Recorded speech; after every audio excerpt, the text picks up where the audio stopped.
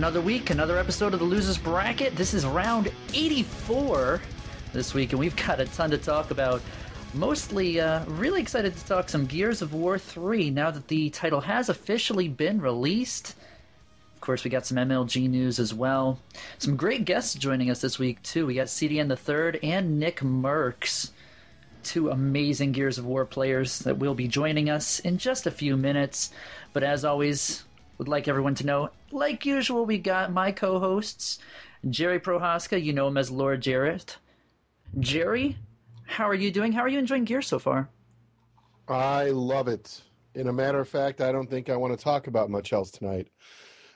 We should probably get through the news and then let's talk Gears of War, because I think we're going to enter a new era for console gaming as a whole, and I think Gears is a great platform for what we have going on. So I am excited. Mr. Lunsford, I know all you do at Gal Nation, this has got to be an exciting time for you. This is what you guys have been preparing for. It is. We have been waiting and waiting and waiting, as have you and Jason and our guest as well. But, you know, it's finally here. Been on that grind since midnight last night. Haven't gone to sleep yet. Haven't turned the game off except to come here and do this. So, you know, time to get to work now. Yeah, so Jason, why don't we start with the news? Let's get the basic esports news out of the way for this week, so we can get to our guests and Gears of War, because I think that's the important going-ons this week, at least to those of us who prefer the wall bounce and the sound of a shotgun to some of the other things that have been popular over the last couple of months. So, Jason, take it away. Yeah, most definitely. Well, first things first, let's talk a little bit about some MLG. We've got the Orlando rosters and pools officially announced. And the one thing I really want to mention here with StarCraft is, oh my god, did you guys get to see Pool D for StarCraft 2? Holy crap. D stands for death, most certainly. In Pool D, we have Aegis Huck, MVP Dongray Gusak, MC Startail July. This is just absolutely stacked. I'm excited to see this. Additionally, they did announce the pools for both Halo and Call of Duty. And I think the main storyline going in for Halo Reach is, will we see another upset of Instinct? Can Infamous take it again? Jerry, I have a question for you. On the MLG site, it does show VVV Believe the Hype still. Any idea what's going on with that roster, sir? Actually, we really like the rosters, so I don't want to say anything yet because we haven't put the cross on the T and the dot on the I, but it looks good. I expect us to believe again in Orlando. We came very close when we were in Raleigh with the 3-2 loss against Instinct, so we're really happy with the team. You know, I'm not a fan of roster changes, but at this point, anyone would be naive if they didn't expect there to be a lot of roster changes. So, you know, in many ways, we're happy. We're glad to have, you know, Maniac continue to do the things he does. We've got Snipe down Cloud and Rely on Me. So, I mean, overall, we're pretty happy. I think we'll make a formal announcement about the team upcoming this next week. So, yeah. But I want to take it back if I can, because Halo will cover more probably in the next week, to look a little bit. And if I'm going to say anything about the pools, I look forward to Believe the Hype's matches both against Dynasty and Secret, both UOR teams, and then obviously our former team, Active Rush. So that'll be good. That Pool D, however, is nothing like the aforementioned StarCraft Pool D with Huck and MC in July. So I think you're right. That's going to be an incredible pool. But, John, I know you. I know you're probably thinking there are some people in those pools that don't belong there. Tell me the truth. Yeah, I'm going to say a member from EG, starts with an I, ends with an In Control. He's seeded 8th for this tournament. I believe he's actually ranked 12th. But like I've mentioned before, the GSL thing's cool and all, bringing Korean players over. But when they don't show up, that allows players to continue to move up. And he would have been in the top 16 anyway, but he's in 8th place now. Only thing I got to say is he's in a group with Chef, who's probably the second best American player right now, and Puma, his teammate, who is Korean, Bomber, who is Korean, and then Kiwakaki, who just made an outstanding showing last time. So once again, he'll probably go 0-5, 1-4, and then lose, and then still be in the top 16 or whatever for Providence. So just out of curiosity, 1-4, okay, I'll play. Who's he going to beat? Whoever the open bracket person is. Oh, that's right. I forgot about that. You're right. You're right. I'm waiting for, a player like Thorzane. I don't know if he's going, but, somebody like that will work their way through the open bracket, come in and just demolish him, and he'll go 0-6, and then, it'll be all over from there. But it's okay. We'll see him in the pools next time. He'll make a strong comeback, just like the past 3 events where he hasn't. So. Yeah, and I don't know if Drewby belongs there either in Pool A, to be honest. Neither one of those have had, great showings. We are thinning out the herd, though. I mean, overall, outside of those 2, I think the rest I'm fairly happy with. I mean, you could give or take a few depending on, who's going to be. But, I mean, outside of those 2, I think it's pretty solid. Wouldn't you agree, John? Yeah, I'd agree. There are some players like Slush, who hasn't performed great in the past events, but has been steadily going and has had better success than someone like In Control. I'm glad to see players like Puma jumping up in there. Obviously, last event was his first event, but he's going to do well enough, and I think he'll continue to go to events to jump up in there, despite the fact that he's a Korean player. But there's also some players missing from this as well that I would have liked to have seen. But, obviously, players like Select are doing very well in Korea, actually. So we're missing players like that. But, maybe we'll see him again in Providence before Orlando. We'll have to deal without him and have to watch In Control lose once again. I hear you. All right, Jason. I'm assuming that with our schedule tonight, we're not going to spend too much more time on this. But there is one other MLG event that started, isn't there? For sure, yeah. The Global Invitational, the first round of the Korean bracket just started tonight. So Puma, MVP, Startail Bomber, and Coca, MMA, and Boxer, I believe, are playing right now. So definitely want to go check out the VODs of these matches after they are finished, because this is some pretty intense action that's going on. So far, from everything I've heard, this Global Invitational seems like it's been rather entertaining, to say the least. What do you guys think so far? Yeah, I think if I had to pick one that was entertaining, probably the European side.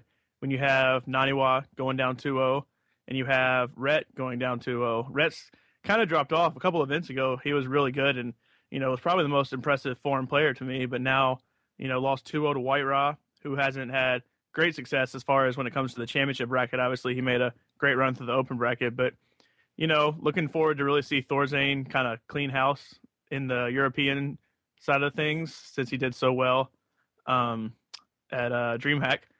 And then I'm probably looking for him more than anybody out of the American, Korean, and European pool to, step up and really make himself known and show that, like Huck, when Huck won DreamHack, he, he did great in GSL, but then had kind of a disappointing MLG, and, everybody's kind of waiting for him to pick back up. But I think Thorzane, this is his chance now to really prove that he's a top-tier player in the world, and, he can start by winning the European side of the bracket. So, yeah, Jason, I think you were going to add something to that, weren't you? Yeah, most definitely. If you are going to check out any game in particular from the last week's worth of games that have been played for the Global Invitational, please check out the Tyler and Slush series, because Game 2 of that was absolutely nuts. Actually ended with a base trade, and you don't see that too often in competitive play, so definitely worth checking out. But overall, I'm excited to get down to talking about Gears tonight. What do you guys say? Yeah, let's go through the rest of the news that we have on the losers bracket real quick. You know what? You're right, Jason. We were going to cover things like the Stefano contract situation, GameStop releasing their own gaming tablet, the mandatory PS3 update that removes your right to join in a class action lawsuit, and the fact that the MLG Orlando hotel deadline was extended, which, by the way, everyone, the MLG Orlando hotel deadline was extended. No offense to those who live in Orlando, Jason, but this is one of my least favorite stops because it's at a resort and it's pricey. I agree. And hopefully next year, when we only have 4 events, this will not be one of them. Or if it is in Orlando, it's not at the Gaylord Resort. I think that turns off a lot of players because it's pricey to stay there, especially for families who are traveling to the area, because there's no other hotels where I imagine a lot of families who vacation use their frequent flyer miles, their hotel points, and those are going to be at major hotel chains like a Hyatt or a Marriott or a Hilton. It's not going to be at the Gaylord Resort. So I think those things add up to probably seeing a little less attendance than they would have at other events. So that's it. You know what? With that being said, let's talk about Gears of War 3. Oh my God, gentlemen. I think Epic got it right. I'm a fan right now. I've been playing all day. Been playing ranked. Been playing a lot of execution.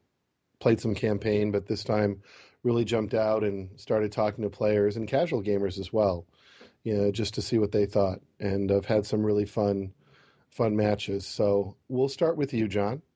What are you hearing? What do you think? And then Jason will hear from you, and let's hear from the important people, which are our guests. So John, talk to me. I've had a great time. Like I said, I started right at midnight and didn't stop to get off until now. So that's probably a solid, 16 hours or so. Haven't done campaign yet. Haven't done horde. Haven't done beast mode. Been doing straight ranked matches, some private matches to kind of test things out for our event coming up this weekend. But outside of that, I actually really like the flow of the game. I like it much more in ranked. I like the way the weapons feel.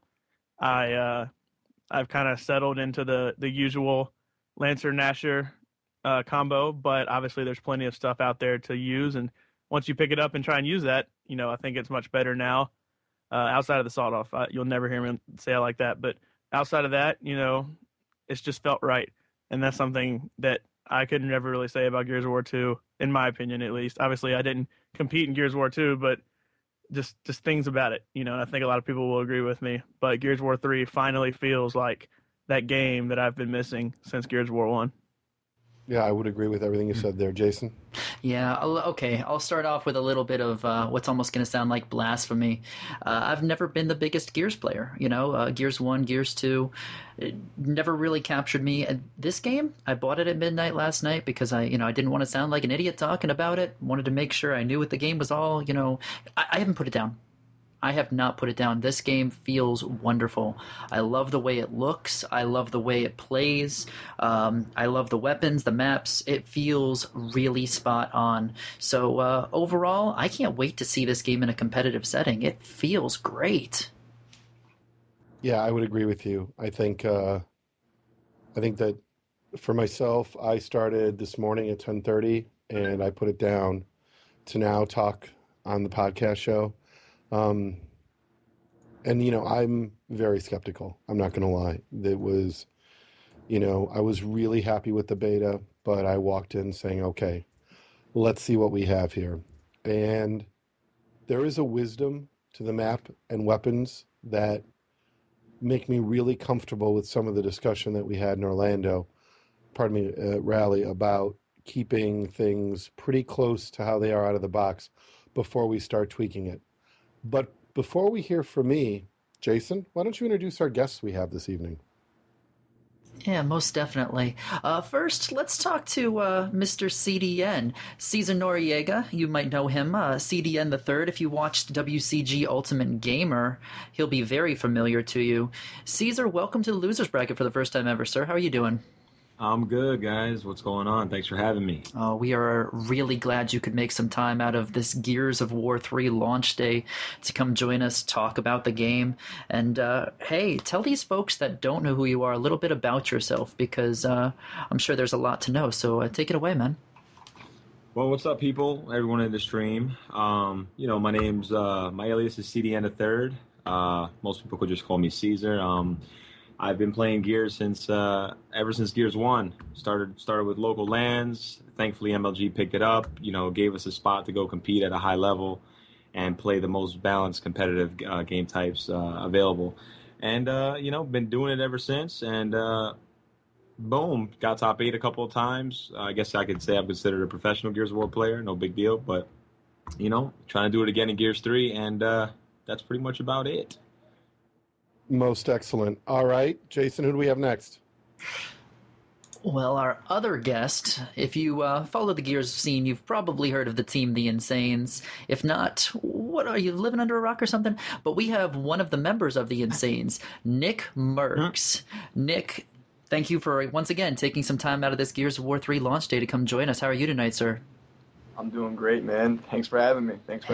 Hey, it's a pleasure, my man. If you could, tell the folks on the stream as well a little bit about yourself. Oh, yeah, for sure. Ever since Gears 1, I've been trying to, play for the best team, go out there and win tournaments. I love competition. I love this game.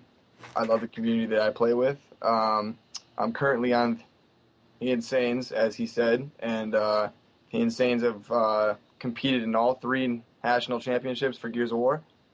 We've won the last 2, and I can't stress enough how important it is to continue our success in Gears of War 3. But yeah, that's pretty much it. Awesome, Nick. It is great to have you. And Caesar, for those who may not know you, give them a little bit about you and your team as well. Oh, okay, cool. Yeah, well, currently I'm on a team called Manifest, but we're kind of on the fence with what we're going to finalize our team name, because it's between Manifest and The Fathering. I like both names very much, but what makes up my team is my good friend Camille's. You guys know him as just regular Camille's. Requiem, his alias is Requiem Slaps, and then Monster. Luckily for me, all these guys have a lot of LAN experience. They all placed very well in competitive Gears of War, and our schedules are perfect. We're always on, and we can, everything just works out for us. So, yeah, those are my guys, and we're Manifest. / The Fathering. /The Fathering. Would you want to share why /The Fathering, or where that name came from? Well, it's just, I guess it's just kind of like, I don't know. It's just like, this whole thing started with us where we'd play 1v1s or something like that, and it would just arise during shit talk, and I would just say, just get fathered. I just fathered you. And then I was just thinking about, like, oh, wow, that's actually pretty interesting. And then I'm thinking about, okay, the gathering, the following, and then I just think it's hilarious just the team name The Fathering. Like, you know what I mean? As, to say, I guess, that we father. You know what I mean? So I guess just if anybody out there is playing someone and they get fathered, we know who to blame that on. Is that what you're telling us? Well, yeah, exactly. I'll know where that started. If I hear anybody out there say, you got fathered, I'm going to come talk to you, so you're getting a tweet at the least. I'm going to go, thanks, it's stuck. I really appreciate it. Well, John, why don't you start us off? I know you have a ton of questions. This is a big thing, so we're going to let John Lunsford here start a little bit of the Gears of War questioning. So, John, I'm going to turn it over to you before I start gently grilling our guests. All right. Well, as everybody knows, we got our GN tournament coming up here starting this weekend through next weekend. And then we have our first couple of LAN events coming up soon with Devastation, NJ Halo, and then, of course, Hype Festation. So I'll start with you, Caesar, and then go to you, Nick. I got a question for y'all. What is your opinion on the way the game plays right now, using every map, the way they're set up, and how the game feels with any starting weapon? All right. I guess I'll go first. I feel like the way the games are played now, I think they need to be refined a little more. I think adjustments need to be made to kind of promote more competitive style gameplay. A lot of people, I guess a lot of people are just really excited, so people really aren't necessarily playing as smart as they would play. People are just trying to get out there and just, and get their feet wet, so to speak. So they're not really 100% team oriented. They want to try out the shotgun. They want to put themselves in those 1v1 situations, just to kind of get a feel and to see how powerful the weapons are on the map. As far as the default weapons, I think the shotgun is pretty good. In my opinion, I feel like there's more sweet spots now, which kind of make it a little easier in my opinion, but still, like, strafe actually matters in this game, and that's important. I didn't really play too much Gears 2. I was just really focused on Gears 1, so strafe was really important in Gears 1. So I think that kind of carries over in Gears 3 as well. So that's good news for anyone who appreciates and respects the movement of a game like Gears. And as far as the Lancers go, the Retro Lancer, Hammerburst, and obviously just the default Lancer, I feel like the game missed the mark on all three, slightly. If I had to choose today, I would have to say default starting weapons for competitive play. The only thing that's feasible and makes sense to me is the Gnasher and the Lancer. So obviously more gameplays. I mean, more game testing needs to take place before we can really refine the game and make it like that beautiful competitive Gears that we all want. All right, Nick. As for the starting guns, I share a lot of his opinions, but I don't have a problem with a couple things that he does. As far as the I don't see it as a problem. Who you calling he? Just play it. Go on. All right. I don't see it as a problem. I never have. It only has 4 bullets. For someone to carry that around in a competitive match, I mean, it's going to be hard to get that close all the time, with that kind of gun. I just don't think it's, too big of a deal to be taking out. I'm positive there's going to be a lot of kids that, are going to enjoy that gun, are going to want to play with it. And, to take it out and hurt them, I just don't think it's, the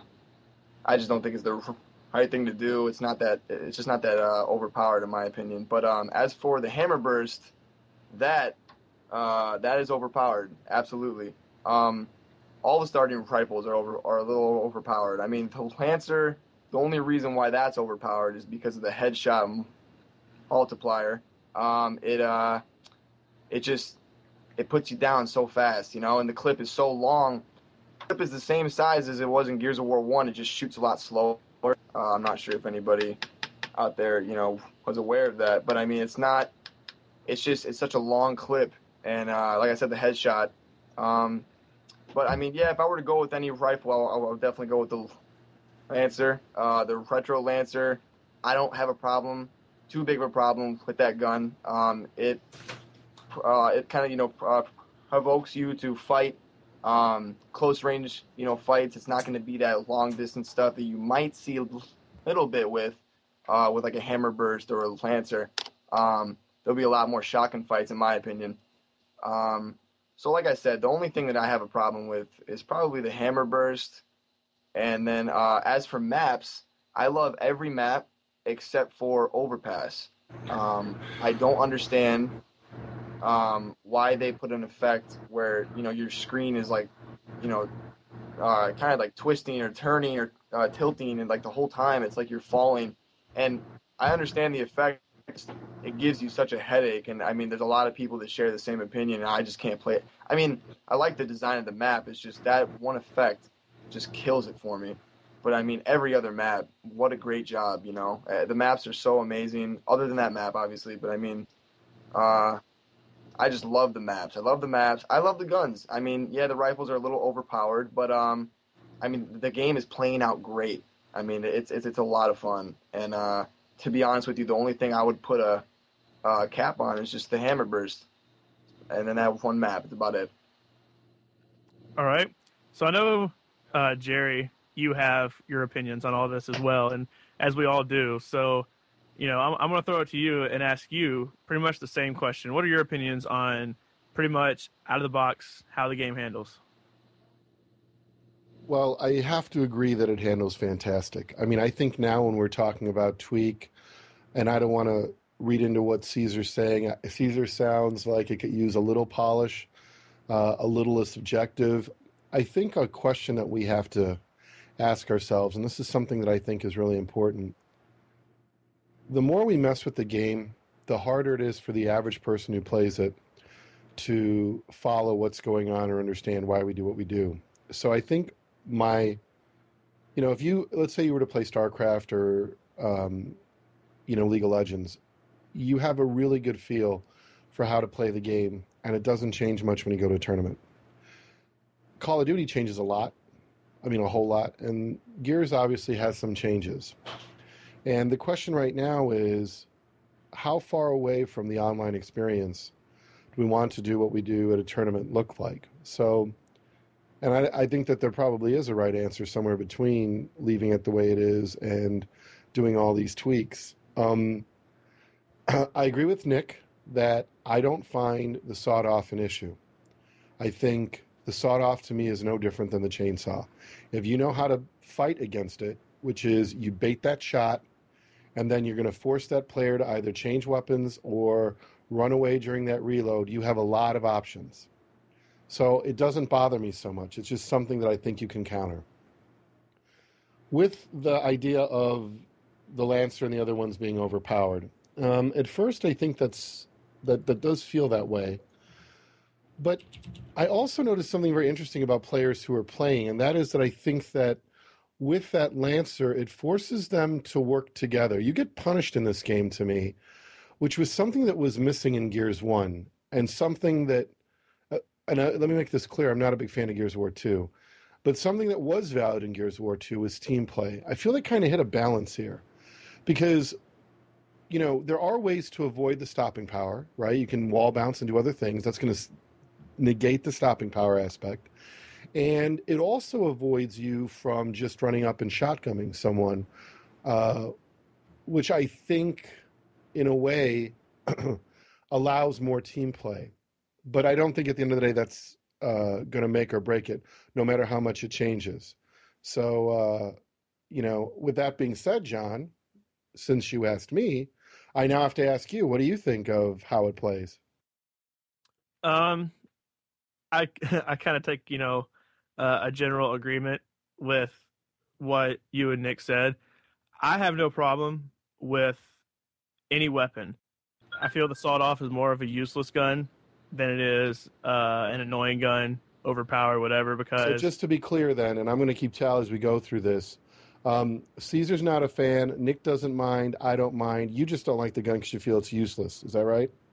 Well, since we're being clear, I never said we shouldn't play with the sawed-off. That was just, I don't know, misinformation. I think that was my fault. Yeah. Okay, no problem. We really don't want to see. I mean, it's common sense. It's common sense that if people want to use that gun, they're going to be at a disadvantage in the long run anyway. Gotcha. All right, no problem. So we're in agreement then, I think, for the most part. Yeah. The sawed-off. For those of you out there who are annoyed and think it's overpowered, we're all in disagreement that is not the case. Correct, gentlemen?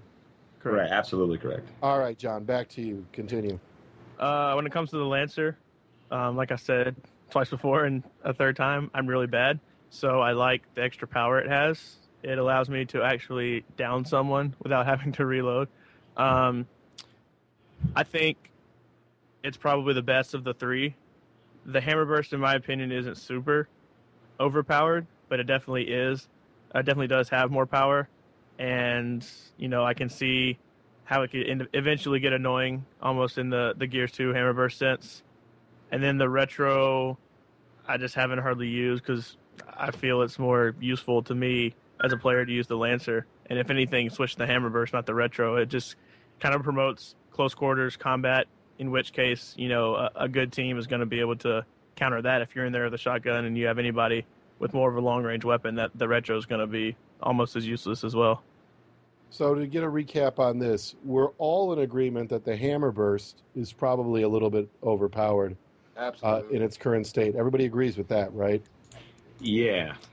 Yep. Even I agree. In a sense. There are two things I do appreciate about the Hammer Burst, though, is the size of its clip. It doesn't have as many bullets as, let's say, the Lancer. And the active reload, there's times when you're using the Hammer Burst where you have to make a decision. Do I go for the active reload or do I reload this weapon as fast as possible? And I like that. I like that those in-game decisions that you have to make. Whereas the Lancer and the Retro, well, obviously the Retro has the longest, but I mean, the Retro is so powerful, it doesn't even matter, really. But the Lancer has like a really quick active reload. Like you'd be dumb not to just go for that active every single time. But that's like an intricate part of the game. I mean, if we're not even there yet, I won't even touch base. No, I think you bring up a good point. I mean, most of our audience is Gears fans, and I know they're going to be able to understand this. So I would agree with you on the Lancer. Nick, you would agree that it is fairly simple and probably a good decision to often get an active on the Lancer, which of course adds to the damage it does, damage per second at least. How do you feel about that, Nick, right? Yeah, absolutely. Okay, so would it be safe then, Caesar, to say you probably favor a slight nerf of the Lancer and the other ranged weapons more than me for sure, and maybe a little bit more than Nick? Is that probably fair? I don't, I feel like once we all start playing, I'm pretty sure most people will just learn to acclimate and learn to adjust. Just like you really do with anything. But there was a point that Lunsford brought up where he likes the gun because, in a sense, to him, it's easier to use. And that's what I appreciated most about the other Gears games. And keep in mind, everyone who's listening, that I only could compare Gears 3 to Gears 1. So my opinions are going to be a little different. I know most people love Gears 3, and don't get me wrong, I love Gears 3. Most people are so excited and stoked about Gears 3 because they're comparing it to Gears 2, which even Cliffy B himself said was garbage. So, I mean, not to shit on the game or anything like that. I just prefer things that take more skill. You know what I mean? Like, I feel like when I play basketball, I want to use the NBA grade size basketball. I don't want to use the women's NCAA, you know what I mean? Because, the ball size are different. It's easier to make the shot with a smaller ball. So, I don't know. Also, if I can, Caesar, to interrupt you on that real quick, I think a good video game analogy would be the difference between Counter-Strike 1.6 and Counter-Strike Source. I think a lot of people felt the same about those two iterations of the game, that 1.6 was still a better game. And I think Gears kind of has that same challenge where most people, I think, would agree Gears 1 was a better game than Gears 2, or at least, Nick, we didn't ask you, but would you agree that Gears 1 was a better game than Gears 2? I don't know. I mean, that's just tough for me to say because I had, like a lot of high success in Gears of War has come from Gears of War 2. You know what I'm saying? So I have a lot of love for that game, obviously. So, I mean, the opinion is just going to be kind of one-sided. I mean, I love Gears of 1. I love Gears 2. But I'm telling you right now, this Gears of War 3 is on a whole nother level. I think we all can agree with that, absolutely. All right, John, continue then. Let's keep talking. All right. When it comes to maps, I was talking about, I really agreed with Nick on Overpass, just kind of screwing you up when you start playing it because it's, all sideways and at a weird angle and everything, and it's just strange. I don't really like it. Another map a lot of people said they didn't want, at least on my end when it came to our tournament, was Sandbar. And actually, we kind of like Sandbar. It is big. I can understand where they're coming from with that. But when it comes to just, playing ranked, goofing off, having fun, it's not that bad of a map, in my opinion. The rest of the maps, I got to say, I love Hotel. It's probably by far and away my favorite map. Definitely has that mansion feel to it with the inside, the outside. I like the close quarters inside, and I don't know, just everything about it brings back that mansion feel, which is probably my favorite map in Gears of War 1. So I like that. I like Mercy. I really like Mercy. I think there are some things that could be changed to Mercy when it comes to competitively. We've talked about moving some things around to make it better, but gridlock is gridlock. That's standard in every game. And then the rest of the maps kind of fall in between, and there's really no bad maps to me outside of Overpass. I think for the most part, I would agree with your analysis. I'm a big fan of Mercy. I love Hotel. You're right. It definitely has a mansion feel. Gridlock is gridlock, and it plays phenomenal. There is something that I'm really liking, and I can't put my finger on it, about the way even maps that look large don't always feel large. When you look at the angles and you look at the setup, I don't think... I've heard a lot of people don't like Sandbar because it's too big, but I don't know yet. I mean, I've played it, and I don't know if it really feels bigger than, say, a Trenches. When I look at all the moving I do in a given round, I don't know. Let's see what everybody else says. We'll go through it sort of map by map and get everyone's opinion. So we'll do like a speed round. Thumbs up, thumbs down, or neutral. John, gridlock. Thumbs up. Nick? Thumbs up. Caesar? Thumbs up. Jason? Thumbs up. All right. So we all agree. No problems with gridlock. We're good with that. Hotel. Jason? Jason's like, why are you asking me? I'm not the expert. No. So we want to know what somebody who hasn't played. We want to get new people into the game. You are that person. The casual fan that actually is getting into the game for the first time. You said Hotel? Yeah. It's one of my favorites. Thumbs up. Caesar? Thumbs up. Nick? 100 thumbs up. I agree with you, John. 101 thumbs up. Oh wow, you just had to outbid him. So 2 maps were solid already. Mercy, John Lunsford. 102 thumbs up. Nick. 104 thumbs up. Wow, this is going to start to become a tradition. Caesar, you got any more thumbs thrown there? 4 thumbs up. Oh, you're not a big fan of Mercy? No, I mean, of course, I only have 2 thumbs, so yeah. Dude. Yeah, I'm Dude, now you don't understand. The bar's been raised. If you don't say like 100 gazillion thumbs up, we're not sure you're enthusiastic. Jason, what do you thumbs, think? Caesar. Oh, I can give it a solid thumb up. All right, so we're all good with Mercy. Yeah, I really like the feel of the sanctuary, the balcony, that whole setup. I think Mercy's almost got, I don't want to say it because people are going to yell at me, but that balcony area feels like an expanded version of the torque bow side on Avalanche. I'll talk about later why I think that, but I think it's a solid map, and I like it a lot. All right, Old Town, John Lunsford. I'm neutral.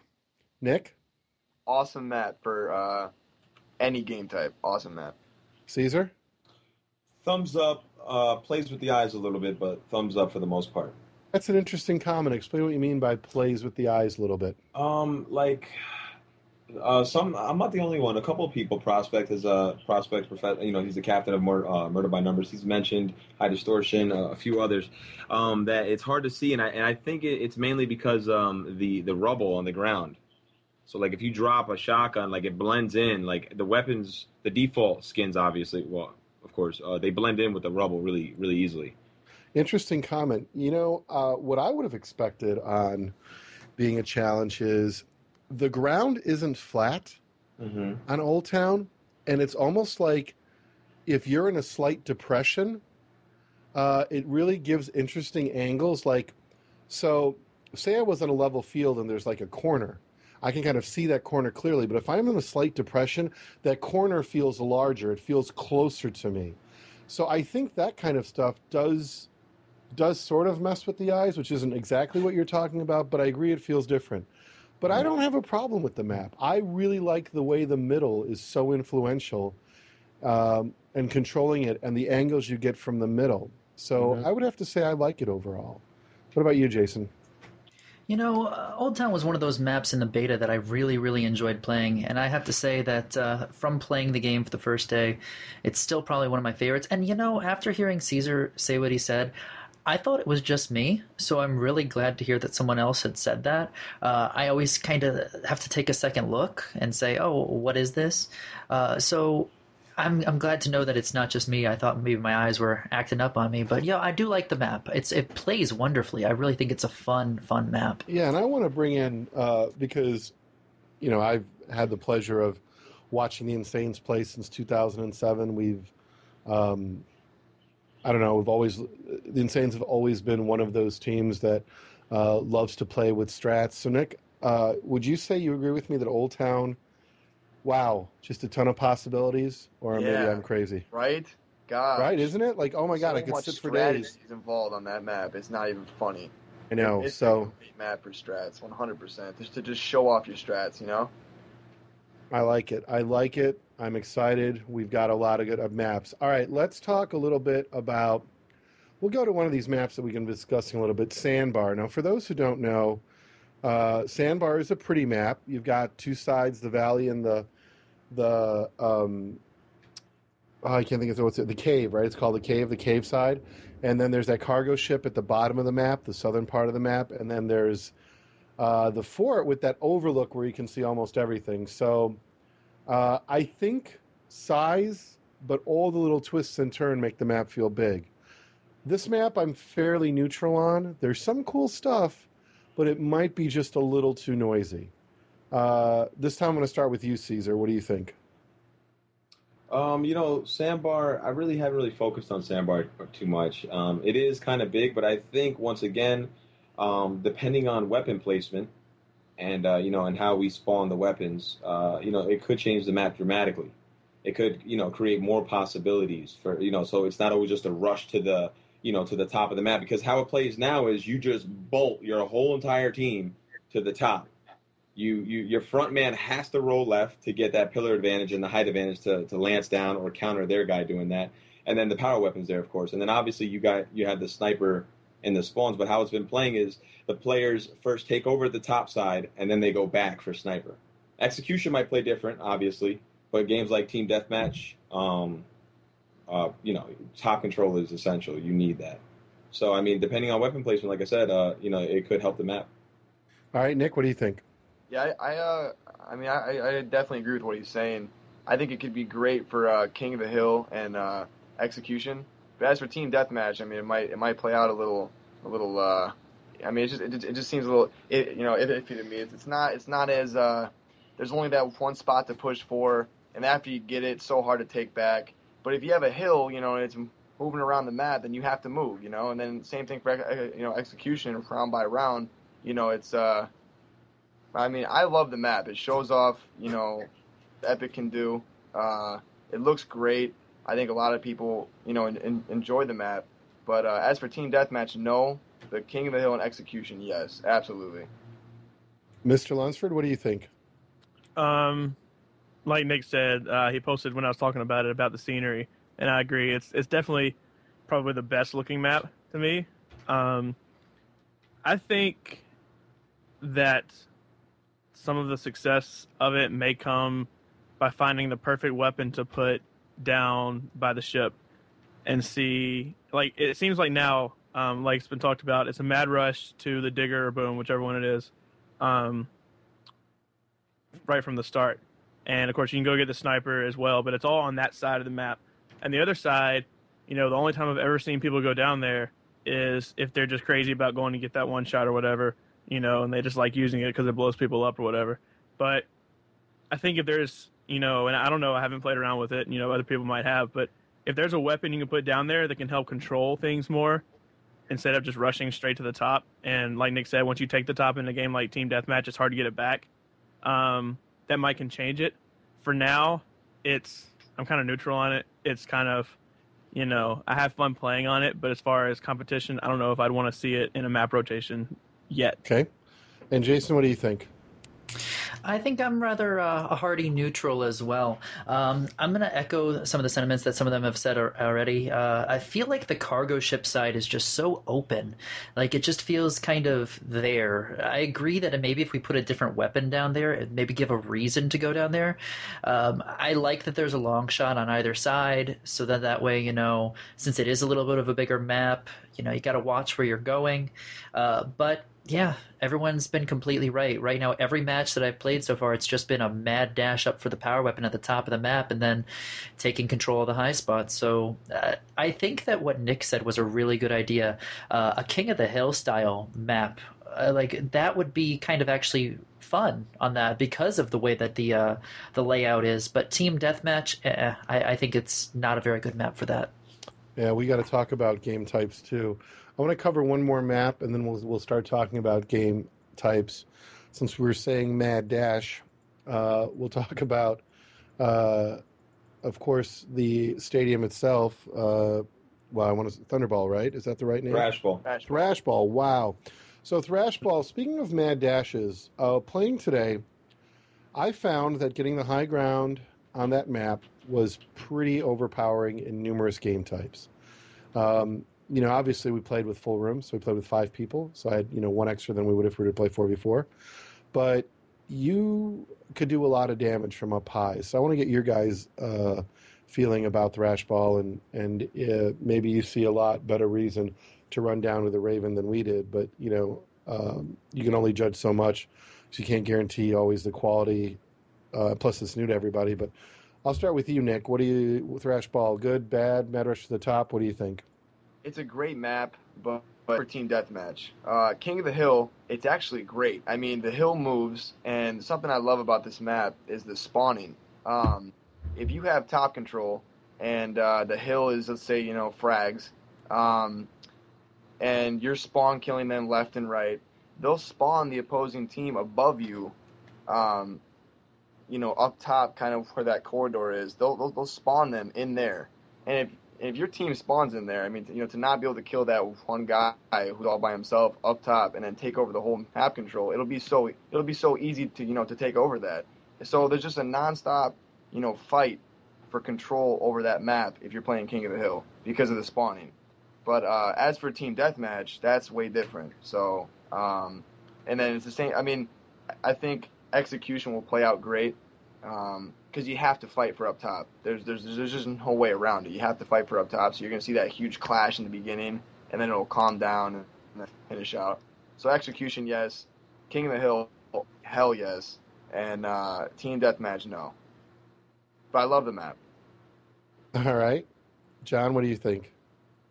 I pretty much agree with what Nick said. I really do like playing King of the Hill on it. I like playing King of the Hill in the beta, and I like playing it now. Execution, every round is a new push, a new fight. TDM, if you lose the original fight, instead of resetting the round and starting over, you're screwed because they control it. We have kind of messed around with it some and tried to see because obviously the control on the default settings, grab that mortar or that mulcher because they can pop over, and if you're down low, they can take you out. And so it's more kind of keeping those, guys that love to rush for those kind of guns away from it. So you kind of have to control top to keep that from happening, but also to control the map. And so we've kind of toyed around with, what if there is more than just frags down low? What if when the scoreboard falls, there's still a power weapon down there instead of digger or torque or whatever was there originally, so that it makes teams have to go down low because up top there might not be a power weapon. Maybe change the mortar or mulcher to like an ink grenade or something. So up top you get position, but the weapons are down low so that you can kind of counter. And it's kind of like I said with Sandbar. I don't know if there's a good, weapon that can completely take away the top control. I don't know if it's there. I don't know if it's a sniper, a torque, a boom, whatever, or if it even exists. But could there possibly be something that could help balance that out? And so for TDM right now, I definitely agree no, because once you lose top, you're done. But I think as far as execution, maybe we can make it more of a split so there's actually something worth playing for outside of going up top. Great point. Well said, sir. Jason, you have anything to add? Since the beta, this has always been a very interesting map with the scoreboard and it falling and being able to crush people and then losing the power up in there. I mean, a team deathmatch is odd. I think the high ground is pretty impressive. Yeah, I really like the idea that Phoenix just brought up. I mean, if the scoreboard falls and then moving the power weapon down to the low ground where the Raven is, that sounds like that would actually increase the reason to move around the map. Overall, I'm still kind of neutral on it. It was one of those maps I enjoyed playing in the beta, but I like the tweaks that they did since the beta. Adding the places where you can actually get out from the spawn so you don't get trapped in there. I think that there's been some good changes since the beta on this map, but overall I'm still a little bit neutral, and I think there should possibly be a couple tweaks done to it. All right, let's talk about game types. For everybody who doesn't know, if you are not playing Gears or not listening and maybe want to learn about the type of games, we have sort of a basic few. We have Execution, Warzone, Team Deathmatch, and a King of the Hill type game type. And the Warzone and Execution are very similar types, except in the Execution, you can't kill someone from a distance. You have to be up close to them and execute them. And in Team Deathmatch and the King of the Hill versions, you are able to respawn, to give you just sort of a basic overview. And I'm going to let John start this one out. John, what do you want to start with? Let's start where we've always been, Execution. All right, John. I think all of us here can agree, and I don't want to spend too much time because I think anybody familiar with the game. Execution is a staple, and I don't think we see anybody has any problem with it, correct? I think that's pretty much correct. Nick, Caesar, you guys would agree? Yeah, it's great. No, I agree 100%.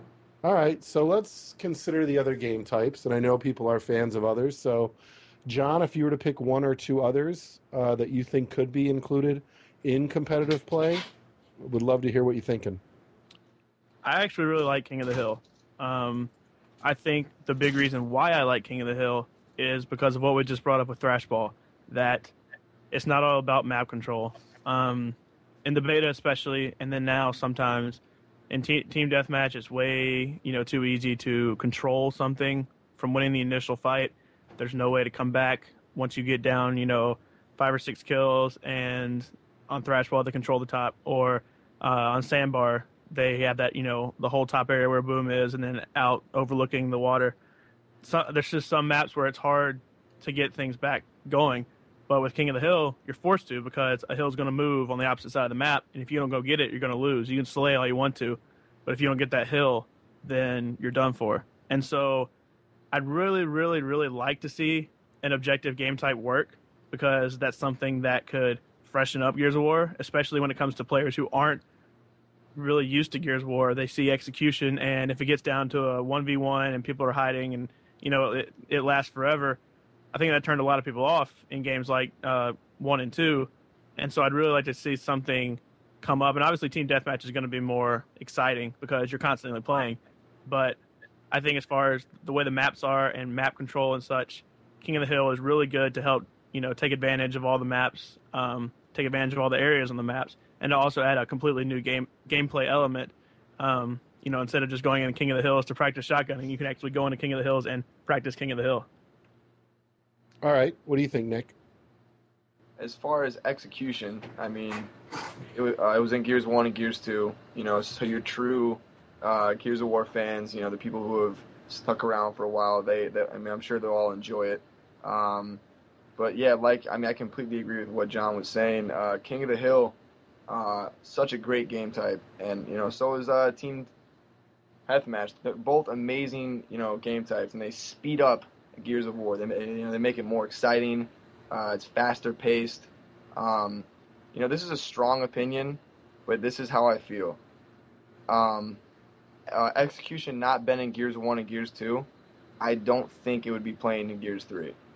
And that's just only because team like I said, team Deathmatch and King of the Hill, it speeds it up. It's faster. It's what people want to see. There's nonstop fights. There's no camping. I love execution. Do not get me wrong, but I've been preaching this. I don't want to sound like a broken record or nothing, but this is a brand new game. I mean, it's not Gears 1. It's not Gears 2. It's a new game.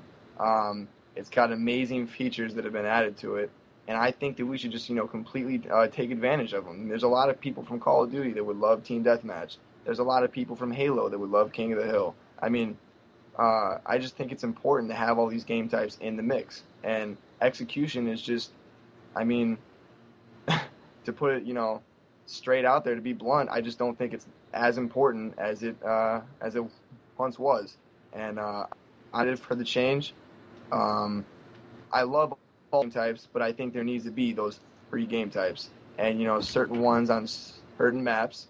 But yeah, that's my opinion on it, and I'm sure it's rough for some people to hear it like that, but I'm ready for the change. It's a brand new game. That's an interesting comment, Nick. Caesar, what do you think about what he said? Everyone's entitled to, their opinion.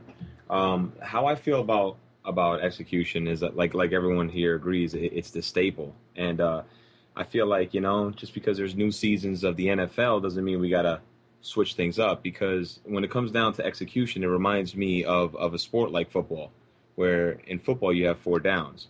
And in execution, it's basically first to 4 rounds. I like the exchange. It's like almost like a chess game. It's like, okay, we did this first round. Okay, they're gonna think we're gonna do that on the 3rd round when we get back to the same side, but this is when we switch it up. You know what I mean? I like that about execution, and in my personal opinion, I think it's the most exciting. In my opinion, I think it's more exciting than TDM and more exciting than King of the Hill, because there's a lot on the line. And a team kill means so much, whereas in King of the Hill, oh, all right, whatever, I bodied my teammate. No big deal. He'll be back in 10 seconds. You know what I'm saying? So, me personally, execution will always hold like a special place in my heart. That's the reason why I'm so into this game. I like that aspect, round by round. You lose your life, you turn into the coach for your team. You know what I'm saying? It's really intense.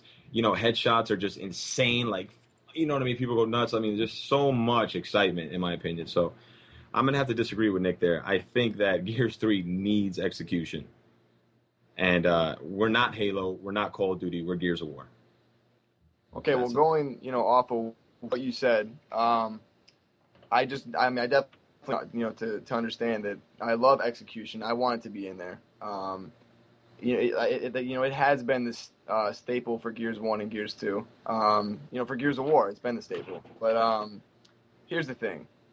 Everybody's going to have their own opinions, you know what I'm saying? But, going down to facts, Gears 1 and Gears 2, not a lot of people tuned in to watch that. I mean, yeah, we had like 2,000 or 3,000 max, but I mean that was Gears 1, Gears 2, execution, and that's all we had. Gears 3, the show match in Raleigh, North Carolina, there was team deathmatch was played, along with King of the Hill and execution, and we had almost 10,000 people tune in to watch that. And it wasn't that well. I mean, it wasn't advertised crazy or nothing. I mean, that was just 10,000 people that wanted to see it, and they all enjoyed it. I just think that it's time to take advantage of opportunity. If we want this game to be on the pro circuit, and if we want to keep going to tournaments, for this game, I just think it's crucial that we capitalize here and have King of the Hill in the mix and have Team Deathmatch in the mix. I'm not saying take execution out, but to say that execution is going to be the staple to Gears of War 3, that's not going to be the case. I mean, if you guys want to play this game on the circuit, if everybody wants this game to hit its potential, I think we need to take advantage of all three of these game types. They're amazing game types, and I know this is not Call of Duty and this is not Halo, and I don't want it to sound like that, but the reason why I bring up Halo and Call of Duty and I relate it to Team Deathmatch and King of the Hill is simply because the idea is to attract as many players out there to come play our game, and that's how we make money. That's how it stays on the circuit. That's how it generates growth and etc. And so those Call of Duty kids, like I said, they play Team Deathmatch. They can relate now to our game, and they may play it. Those Halo kids that play Halo, that play King of the Hill, they can relate to our game and they may play it. And then we still have execution for people like you who just feel it's like the best thing in the world. I mean, I love execution, but like I said, I have a very strong opinion about this, and I'm going off of facts. I mean, 2,000 to 3,000 people, like I said, with but that's not like a valid. That's not really valid. But those were it's probably actually a lot more numbers that were watching the Raleigh match. Yeah, no, I know we had like 10,000. I know you guys had 10,000 viewers in MLG and all that, but you have to understand though, like it's a whole different. I mean, technology just, it's like it grows at such a rapid pace. So like everyone streams now, whereas like just last year, only like 2 Gears of War players were streaming. Now probably 300 of us are streaming. So you can't say more people are just exposed to that now. So, who's to say, what type of numbers we could have got. And on top of that, Gears of War 3, like it broke records in GameStop as the most, most pre-ordered game in history. So, people are naturally excited about it, and there's going to be live footage. Like, there's nowhere else you could get this footage. You know what I'm saying? And then you get to watch a live stream with the Epic developers themselves playing pro gamers. Like, that's insane. It really wasn't promoted. It wasn't a huge deal. Not too many people. What? Well, let me ask this question. Let me throw this in there. 900,000 followers. It wasn't promoted? Well, let me throw this in there, because I think that the question is, and to make sure I understand, you both agree that execution should remain. Do I understand that correct? Correct. Mm-hmm. And the difference is Nick really wants to see both Team Deathmatch and I want to say King of the Hill, but it's Annex, right? It's King of the Hill. King of the Hill. No, it is King of the Hill. You're right. And should we include both game types or not, Caesar? How do you feel about it? No, right now, because the game just came out, I only really trust in execution. But, I'm optimistic, and I understand. And you sign on, and you look at who's playing what. I mean, out of 100,000 people, give you like 80,000 of them are playing team deathmatch, and the rest are dispersed amongst the other game types. So obviously, we're going to have to. I mean, if we want those numbers, I understand, and I'm pretty sure we'll be able to develop strategies, and there'll be, a fine skill gap. We don't know what it is right now. You know what I'm saying? So I'm not going to, I want to learn first before I can give like an educated decision. All right, John, what do you feel? I agree with Nick, actually. I'd really like to see them. But then on the other hand, I also understand what Caesar's saying. And that's why for our tournament, we're just doing execution because that's what we're used to. That's what we know. And that's what we know Gears of War to be is execution. And that, that one death kind of feel and having to set up for one round. But, that doesn't mean that 3 months from now, the feel won't be completely different. And I hope it's different. I really do hope it's different. I'm not saying I don't want to get rid of execution, but when it comes to the 2012 season, I really, really, really hope TDM and King of the Hill are in there, or else it might get stale. And so, for now, we can take execution and go with what we know and work things off of that. But we've got to, down the line say TDM is like the thing. And like Caesar said, like 70, 80% of the people are playing team deathmatch. And I am too. That's 90% of what I play when it comes to ranked. So I really think it's important to get those in. But for now, not just focus on those and forget about execution as well. Exactly. Yeah, I mean, I have no problem with playing the new game types. I think if I had to choose between the two, I would probably go with King of the Hill because, you add like talking about that game, talking about that map Thrashball, which you guys didn't ask my opinion on, so I'm gonna give you my. But talking about that map, there really, just like John said, you switch up the weapon placement. You put an incarnate up top because being up top is a power weapon in itself, right there. You know what I'm saying? Height advantage. You can rain down hell on everyone. Maybe putting a torque bow, like over by where nades is, and maybe a sniper underneath the scoreboard. But I feel like team deathmatch is a little fugazi. So right now, but I don't know. You add the cover system, you add third personing, hiding behind walls, and then usually they spawn in two areas. I think King of the Hill is. I think we could work with King of the Hill. I could see that being a map being played because it's objective based. And it moves things, keeps things moving, and you can't camp. You got to move your ass. So absolutely. I could see execution and King of the Hill working out very well. Okay, so let me ask you guys a business question. When we think about what a majority of people who are playing the game right now play, you would agree with me that we have to, or maybe you won't, but I feel we have to, decide what are they most willing to watch, right? I mean, I think we can all agree that a ton of people play Modern Warfare 3, but not everybody watches it. And in order for something to be successful, people have to watch it, right? Playing it is great, but Major League Gaming doesn't make money by you sitting at home playing Gears. Major League Gaming makes money by having your eyes glued to a stream or having you come out to an event. But let's face facts, if it's ever going to grow big, I've got to get you to watch it at home. Can we agree with that for a moment, or does anybody want to object to that premise? No, absolutely. 100%. Knowing that we have to get the most people that we can to watch the stream, we know that we're probably going to need to pick those game types that are going to give the audience the best experience. And that would require us to watch other people's streams. Because although when we're playing is a lot different experience than we're watching, could we also agree on that part? Yeah. Caesar, would you agree? Oh, wait, can you say that again?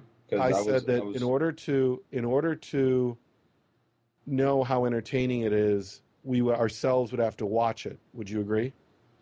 Yes. Because, I mean, playing it is a lot different than watching it. You would agree with that? Playing it is extremely exciting, of course, yeah. Right? You'd have to watch it. John, would you agree with that as well? Mr. Lunsford, if we were to actually look at it, would you say that the audience's experience, we ourselves would have to watch it, correct? I would. So knowing that, I would advise you all to spend some time watching Gears. But this brings up another, before we get to that, because I think that it's not enough to just say that. I think we have to think about how Gears gets shown. So, and how it gets casted and announced. Because let's face facts, and I don't know if you guys feel this way, a bad announcer or caster, or just showing one screen, is really not going to tell the full story. I want to get all of you to kind of think for a minute. We're going to sort of shift away from our opinions. And I want to ask you all, in an ideal world, what do you think are some of the things that would make Gears most successful for a spectator?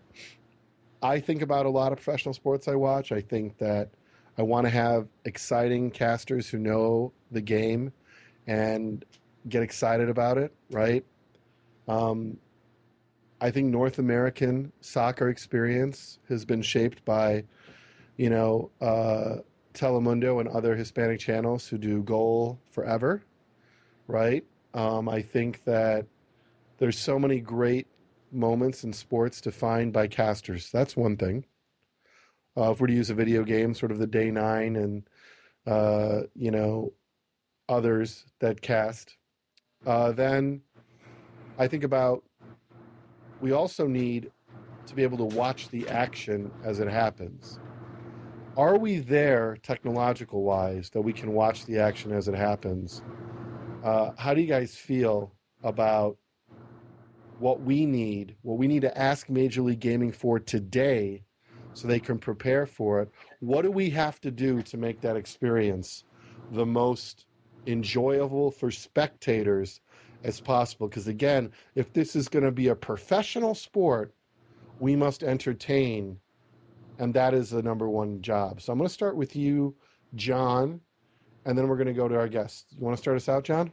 Sure. So and I'll go back to start this off with what we talked about, I believe it was last week, with what makes Call of Duty boring to watch as opposed to Counter-Strike. The main thing that you see when you're watching Counter-Strike, and me as a non-Counter-Strike player, what I really enjoyed is the setup. And I think we can all agree that when it comes to execution, how you set yourself up and, go to power weapons and such is, your strategy and how you plan on winning the round. And normally when you watch a game like Gears of War, I would just be watching, if I'm watching the Insanes, I'd be watching Nick and I'd see where he goes and that's it. But I'd like to see, and Gears of War 3 has this, but not really as far as spectating. But, if you hit back while you're running and open up the map, you can see the people on your team, where they're running to and which way they're facing. If there was a way that a third party could pull that up and see both teams, where they're running and where they're facing, then you can actually understand why those teams are running and facing that way. I would be able to understand, okay, what are the and I'm not trying to say, let's pull the insane strategies off and put them on display, but as a spectator who might not know what you're doing in the game, I was like, okay, I know you're good, but why are they good? And it's like, well, this is what they do. They, they split up 2-2 this way, or they send 3 here where some people only send 2, and so they usually win that or whatever. And at home, I would be able to be educated, and that's why I like StarCraft, is because people like Day 9, and for me at least, especially DJ Wheat, have educated me on StarCraft 2 to where I can enjoy it now. And that's not because they commentate the action that's going on. That's because they explain to me, this is going on, this is why it's big, and why we get all hype and start screaming when this happens. And they actually explain it all to me. I'd like to see in Gears of War, can you explain to me why the Insanes are doing this versus Get Bronco, or why Infinity is doing this against Legacy, stuff like that. I want to know why and be educated why all that's happening. And if that can happen, I feel like I would be able to enjoy the game that much more. Gotcha, John. I think well said. Caesar, go ahead. Well said, John. That was good. I kind of agree with him. I think the commentators play a really good role. they need to know what they're talking about, and they need to be able to explain things in a kind of like a short, concise manner, because the game moves very quickly, and you don't want to be in thought or be discussing something and something else is taking place. They need to mesh switching the screens and always be focused on something that's happening. And if something's not happening at the time, you need to be explaining what this person is doing. So if they're looking at a guy just standing in one spot, just holding something down with like lance of fire or something, they need to explain why that's important and how his role as a support player is important. But another thing I want to talk about, and it goes along the same lines as this, I feel one of the things, like when you watch basketball, the reason why it's entertaining is because you're not as good as those people. Like, you're not as good. And I think that's the problem with Gears. And Gears, everyone thinks they're amazing. So people just watch people on stream and they're like, oh, that kid sucks. Oh, why doesn't he use the sword off? Because he'll get raped by the sword off. Oh, you know what I mean? Things like that. And I feel like when I watch StarCraft, I'm so like indulged in that experience because I'm bad. And I'm a platinum Terran and I know I'm bad at the game. And okay, I'm platinum, big deal, right? But I know I'm terrible. There's master leaguers out there that know they're terrible. So they get to watch a stream and still be fully entertained and so amazed at what these players are doing. And maybe we're not there yet as a console game. And I think that may be the problem. And I think that's why we kind of suffer in our stream numbers and stuff, because the skill gap, like everyone just thinks they're good. You know what I'm saying? And I think that's one of the major problems.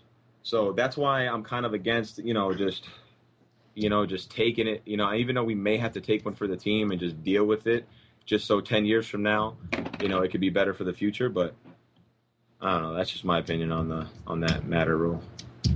And I think I can really sympathize with what you're saying, but I want to get back to the spectator's experience, because I don't think we're going to be able to change the difference in skill gap between StarCraft and Gears of War. But I think you're absolutely right. That is a challenge for a lot of first-person shooters. So that's why I want to come back to the entertainment idea. Yeah. And I know you were agreeing with John, but I want to know if you had anything else to add before I go to Nick. So what we could do to make it better for the spectators, obviously very educated commentators. The visual experience, obviously, what's being watched on the stream and how it's flowing with the commentating, that needs to be stepped up. It can't just be looking at one screen. And you know how in football, what John just said, how they kind of sometimes, like John Madden, he'll hop on, or he used to at least, and he'll just draw real quick. And he's like, okay, there's going to be a guy over here. The reason why he's here. So maybe they could have like a side thing.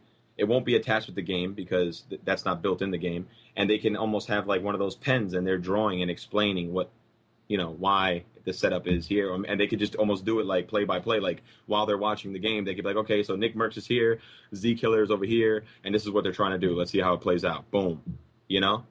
And kind of explaining it like that. Gotcha. Bring out the old John Madden play-by-play and do the. Those are great. Those are great moments. They really are. Boom, baby. Yeah. But yeah, I love it. All right, Nick, what do you think about the spectator's experience and what can make it better? Those are John and Caesar. Those are great ideas. Like, I mean, that's like perfect. I mean, many point of views as possible. Obviously, you can't just watch one screen at all. It has to be as many point of views as possible. Like, you should be able to watch whoever you want to watch at any time. I mean, that's just me. But commentating is huge. Who's doing it, how they're doing it. Caesar talked a lot about that. I completely agree. They have to, they have to know what they're talking about. You know what I'm saying? They have to be able to explain to the audience what's going on and why people are doing this and how they're doing that. Streams, like as far as online goes, I mean, everybody, there's been so many people that are starting to stream Gears of War now. It's so great to see. I think that's just huge. The amount of people that have been tuning into these streams is just unbelievable. I think Cream had close to 1,000 people watching him play last night, which is just awesome. And I think the two things that I think are just so important are points of views. Like, you have to be able to watch, who you want to watch, and then who's commentated. I think that's super important. Those are two things that I think we should definitely, start out with. So, gentlemen, let's bring us to the next question. Who could that individual or individuals be? And Caesar. since we left off with you, Nick, would you have any suggestions, or you've got nobody, or you've got the perfect person, and we must do this? What do you feel, Nick? No, Caesar, I love you, man, but dude, you're just a great people person. You're just the best, man. Oh, he's so mad. I tried so hard to get Caesar to do this. Dude, like, Caesar's going to leave. He's going to be like, smart. I want to play Gears. Smart. You're phenomenal at this. You know what I'm saying? But hey, I have a lot of respect for you as a person. You know what I'm saying? And if you want to play, like I can't wait to see you in the mix again. I think it's going to be great. But after you're done, promise me one thing: you gotta do something with commentating somewhere, man, because you can make a lot of stuff doing that, man. Like you're very good at it. But from him, I know Gandhi's coming over from Halo. He's been trying to commentate some things for us online. He's very eager to hop in the Gears mix. I mean, he's very good at what he does, but he doesn't have the Gears background that some people have, and that kind of drops him down a couple pegs. But I mean, as far as Gandhi and Caesar, I seriously have nobody else that that pops into mind. Fair enough. Oh, Caesar, I'm going to save you for last. John, what do you think? Oh, man. I agree. I really like every time Caesar gets on the mic anywhere. It's always enjoyable. But I know you want to play. I know that's what you want to do. But not wishing that you'll lose or anything. But when you do lose, Oh God! you do lose. That's the perfect time. Oh my God! All weekend long. John, he's going to leave. He's never going to talk. I know. What do you think? Oh, God. I'm sorry. I'm still recovering. No, I think this is the most important opinion right now. It's Jason's, because Jason he's brand new to the scene, fresh out the box. Jason, go. Have you looked into a mirror recently, Caesar? Right there, didn't he? He's just like, all right, you're fresh right out of the box. Go. Yeah, Caesar, people aren't going to want you to commentate after comments like that. Go ahead, Jason. You have the floor. You know what? Here's the thing. And Jerry's perfectly right with this right here. You, Caesar, have something that we would bring to the table that is absolutely amazing. And then it's that same DJ Wheat Day 9, how they always can throw in those quick, funny quips, That's exactly what you just did. And we need someone like that because that's likable. And when you're likable and you've got this figure and you know what you're talking about and you're bringing that all to the table, that's what we need, man. So I know you want to play, as they said, but you should definitely consider stepping up and trying to fill this role, man, because I think you could definitely do it. Well, it seems like everybody here has that, and obviously Gandhi coming over. But Caesar, I'll give you a chance to deflect this. You don't have to be on the spot. Who do you suggest? MLG Gandhi, he's been showing a lot of interest lately, like really putting in that work. And what's impressive about that is he's not getting paid to do this. He's doing it because he's passionate about Gears. Like, even though I disagree completely, Caesar. I got to tell you, we were going to do something called Sunday Night Starcraft, and we reached out to Gandhi to see if he would do it. And his first thing was, how much are you going to pay me? And I get to deal with StarCraft players who could do a lot more for me than Gandhi could bring to a Gear stream. And just listening to that, and I didn't say anything, but I don't think we should all of a sudden pay Gandhi like this big fan. I mean, just to be honest, right? Because he hasn't shown it to me. If you've seen it in a way, I'd love to hear it. But I think right now he's there because we don't have anybody better. That's my position. But I'm a little listener. I just want to throw it out. Who I would think would be sick at this is I think D-Mac and Gandhi would be freaking incredible, personally.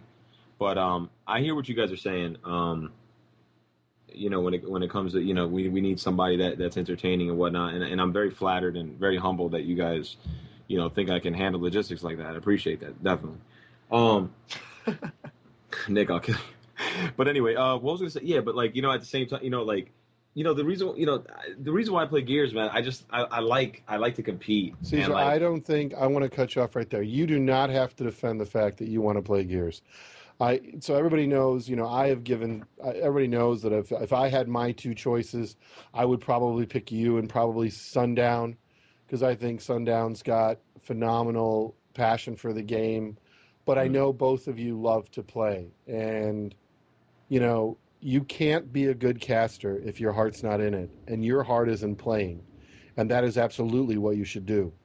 And I think, you know, we as the Gears community, I do think, though, we have to screen that person very carefully starting now. You know, we do who I not like want to as end well? up where Call of Duty ended up, having just horrible casters in the beginning. So I want you all to know something. I'm going to say this right now. You know, Arctic got upset at me. I will throw shit at any motherfucker who comes up to that microphone and is not willing to improve and handle the sling that I throw out. Because you have to be in a position, because that role is so critical to the success of us remaining on the circuit, right? Because otherwise we're purely at the mercy of whether or not Epic is going to support, or Sundance is successful to tying Gears of War to a particular sponsor. StarCraft, League of Legends, he can live on stream numbers alone. He's set. He doesn't need to make those specific arguments. We want to path our spectators' experience to be where that is. Mm-hmm. So I kind of cut you off, Caesar. Go ahead. No, that's cool. Another face in the community too, and he's been around for a while. Is actually a guy named The Face, and Charlie, and he's really good. He has a really good presence. You know, when he speaks, you hear him, and I think you need to have that about you. You know, and depending on his situation, he'd be somebody I could easily talk to. He's right over here in Philly, and I know he's really adamant about, you know, getting out there and just pushing esports forward. And I know he's an avid Gears player. Or a fan at least, and if he's not going to get a professional team together, I'm pretty sure he might want to step up to the plate. You know, he's a good-looking guy. He got a good voice. He's funny. He's witty. You know, that might, you know, he also might be somebody we can look at. You know, yeah, I think you might be right. There's a lot of positive things about DeFace.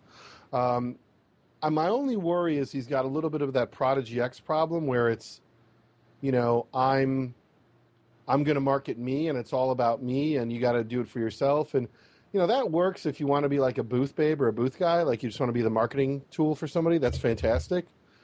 But being a caster is a people person skill, like that organic sensibility about other people feel. Like, Caesar, if you and I were in a room and we had a disagreement with someone, I would bring in a hammer and knock them on the head. That would be me. You, sir, would be completely sensitive to how they feel about what you say, and you would word that criticism as constructively as possible. Do you follow what I'm saying? Mm-hmm. And that skill, that art that you have about making most people in your presence feel welcome and feel good about themselves is the same kind of skill that you see someone, especially like Day 9, have.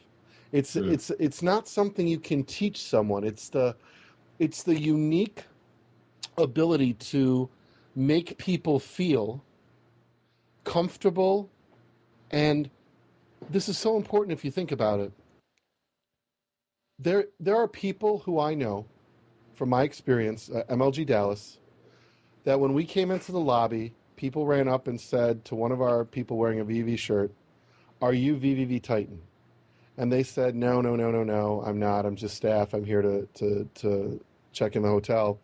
And they're like, "Oh, were you guys StarCraft fans?" Obviously mentioned Titan. And they're like, yeah, we've been watching, but we're really here to see Day 9. And that caught my ear for a second, and I was like, oh. And they're like, yeah, we're huge fans of Day 9. We want to get his autograph, all this other stuff. We need that kind of person. And when I think anybody out here starts to look at other people, I'm going to caution you, just because they can do it doesn't mean that they're necessarily the best person. They got to have a certain skill. Now, we will probably have to settle. I imagine we'll have to settle. But I do think I encourage everybody to take a really serious, hard look at everyone they know that has that ability to make people feel comfortable, make them feel engaged, make them feel that you care about them as a person, that you can connect to them regardless of their interests. Those are some real skills. All right, I'll get off that soapbox. Anybody, Jason, I know I didn't want to leave you out of this. Let me turn to you before we move to the next topic, and then I think we're going to have to wrap this up as we're rapidly running out of time here. But Jason, can you give me a quick thought about what you think might need to be added? Oh my gosh, I kind of feel like I'm coming in late to the, like I'm that horse right now that's coming in after all the other horses have already finished the race, because I feel like every other point that I could possibly make has been touched on. I mean, yeah, we need somebody that's really, really charismatic, that people are going to love, that people are going to want to turn to for information about this. I feel like I'm just repeating, I'm being redundant. I cannot speak. I've lost my voice. I'm speechless. I hear you. You know. No, I mean, I think at least it's safe to say we all agree on what we need, right? We Right. agree that we need that person Mm-hmm. who can do that, and hopefully, especially as we get this podcast out there, and our core audience takes a break from playing Gears and listens in, they'll start to hopefully think about who are those key people. All right. I know everybody's time here is precious, so I think we should start that road to ending it. So I'm going to start with you, Nick. Tell us a little bit about your team right now, and give any shout-outs to anybody you want. Oh, and before I actually talk about your team real quick, for those who may not know, I also want to know what happened with, was it Pure Talent Gaming? Was that who sponsors you guys for a while before they went under? I don't think so. Well, I do know Gabe was talking to them, and for those of you that don't know who Gabe is, that's Predator. I do know Predator was talking with Pure Talent. I can't really recall what happened with that, but no problem. So talk a little bit about your. Are you guys going to be looking for a sponsor, or are you going to remain independent? And then tell everybody a little bit about your team, and then we'll turn it over to Caesar next, and then we'll do final shout-outs, and we will let you gentlemen go.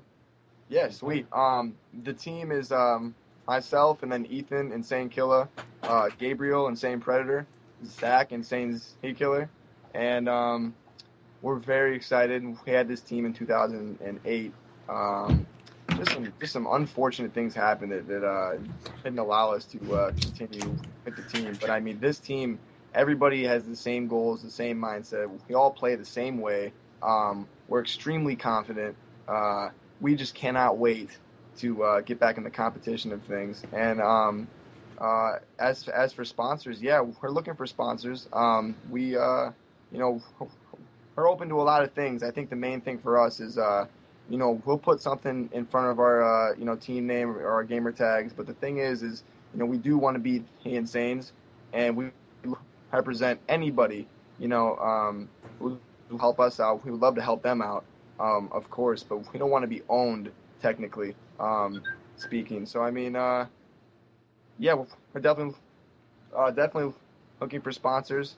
Can't wait to get the season going. And quick shout outs, Gandhi to hopping over from Halo. I'm super excited. Host of Yami and Team Carbon. Shout out to them. I'm happy to see him trying to play Gears. I see a lot of respect in that. And then all my teammates and my family. And a big shout out to you guys of ABV Gaming for allowing me to come on and talk with you guys. It's been, it's been a pleasure, and I had a great time.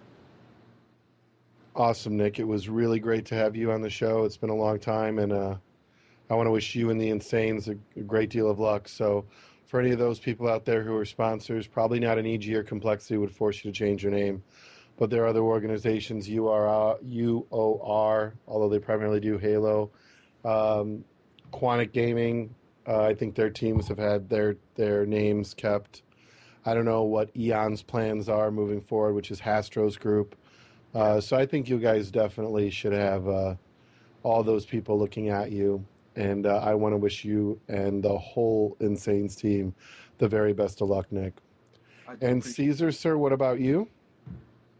Well, we're talking about the team situations. And, absolutely, yeah. Tell people a little bit about the players, the teams, and then any shout-outs. And if you guys going to be looking for sponsors, or first going to hit the land circuit first and see what happens, or talk about it a little bit? Yeah, well, just real quick, I'm just extremely grateful to have the bunch of guys that I have, with my girlfriend, my work, and my family. Like the hours that I have to put into that, my team just falls perfectly in place, and we all kind of just our schedules mesh perfectly, and that's really important. So big shout out to my my little brother he's basically like my little brother. I've been teaming with that kid since 2008. My other little brother, Requiem, and he's all the way out there in Florida, and he actually used to play for VVV. And Monster, he's actually a war vet, and young guy, great guy. He has a similar lifestyle to me. Instead, he doesn't work, but he goes to school. He has his girlfriend, so we can kind of relate on that. And we're kind of like the older cats in the group, and we just work really well. So as far as sponsorships go, I mean, right now we're sponsoring ourselves. And I feel like that's something you have to do when you're building a team. You have to understand that, all right, guys, the first event, let's not count on a sponsor, because if you don't have all your business in order, you're probably not going to get one. And just, shout out to, everyone who's excited about Gears of War, all the new guys coming out. I mean, just watch the streams. Everyone streams now. So the information you're going to get is it's priceless. So it's priceless and endless. So just hop on, play a shit ton of Gears, experiment with everything, and you guys will succeed. And big shout out to my girlfriend. I swear I don't even understand how I have this girl. Like, she's unreal, and and like you know what I'm saying? Like, she just waits for me. You know what I mean? And if you guys got girls out there, man, do not neglect them. You know what I mean? Family first, always, and then obviously your loved ones. And I'm just so grateful for my girl. I mean, that's the biggest shout out. And I'm getting all a little soft right now. You know what I'm saying? Let me come back. Caesar, Right. I think that rarely do I meet someone whose destiny is, you're going to be one of those people who has that hero's journey. You sort of find yourself out in the world, and somewhere along the way, you're going to resist your own destiny, but you have a bright future ahead of you, sir. And thank you, Papa.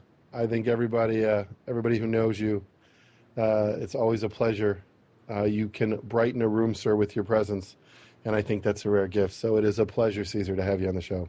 Thank you, man. Thank you. And, even though, you just hooked me up with the ill compliment, don't forget that I didn't remember, all right, that I didn't forget that you still owe me the Dominion match for $10, that you've been ducking me for the past 3 years. I can't believe that I just made that bet. Now, I might have been ducking you playing Dominion, but I had to put money on it to motivate myself. So I got to play Caesar with Dominion. For those who don't know, Caesar and I have a love of another kind of games, which our board games, Euro board games in particular, for those who are in the hobby. And I can see why those of us who like games and like strategies like Gears, it's not by accident.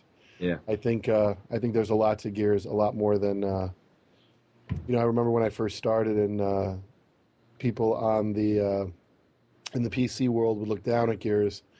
And, I think we're going to have a strong 2012 for Gears of War. I think we're going to see a lot of mingling, and I think the more that we can share Gears of War, the personalities, the game, the strategies, what it takes to play, the nuance, I think we'll watch it see and grow. So I'm optimistic.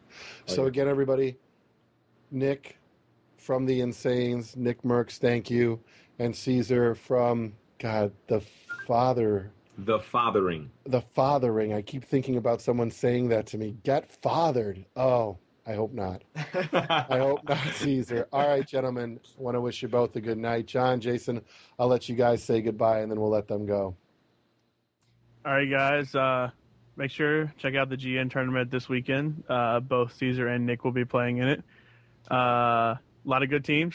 Pretty much every big name from the past few years of the Gears of War franchise will be there. And, if you want to help make the tournament a success, head over to the forums, galnation.net, and help us come up with the format that we're playing in. And, I look forward to this weekend. I know Jerry will be stopping by to talk a little bit on the stream. We'll have a bunch of other people. We have Gandhi commentating and Quinn Del Hoyo from Epic. So it's going to be good. Make sure to check it out. Yes, indeed. An all-star cast with Gandhi and Quinn. And Jason? Yeah, most definitely.